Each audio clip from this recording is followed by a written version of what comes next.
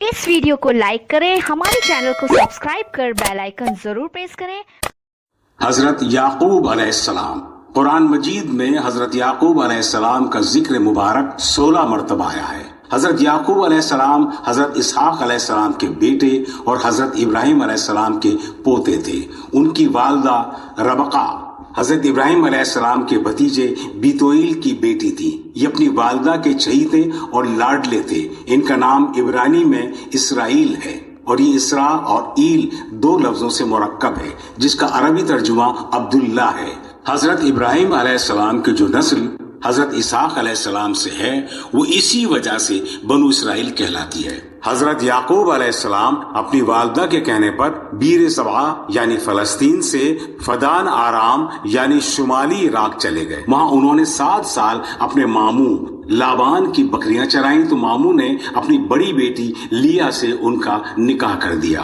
مزید 7 سال بکریاں چرانے کی شرط پر ماموں نے اپنی دوسری بیٹی راہیل کا نکاح بھی ان سے کر دیا، کیونکہ اس شریعت میں 2 بہنوں کو ایک نکاح میں جمع کرنا ممنوع نہ تھا۔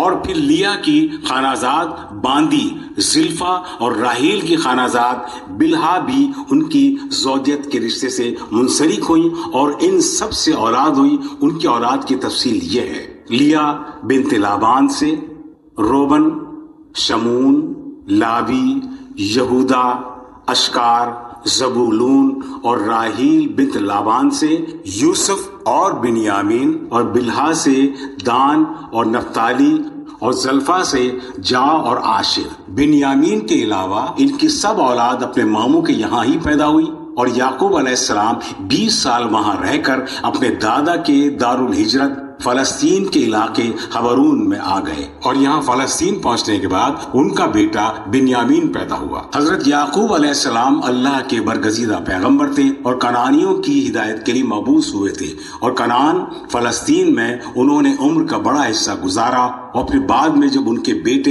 یوسف علیہ السلام مصر کے اقتدار میں آئے تو اس وقت انہوں نے فلسطین سے مصر کی طرف ہجرت کر لی۔ یعقوب علیہ السلام مصر میں 70 برس رہے۔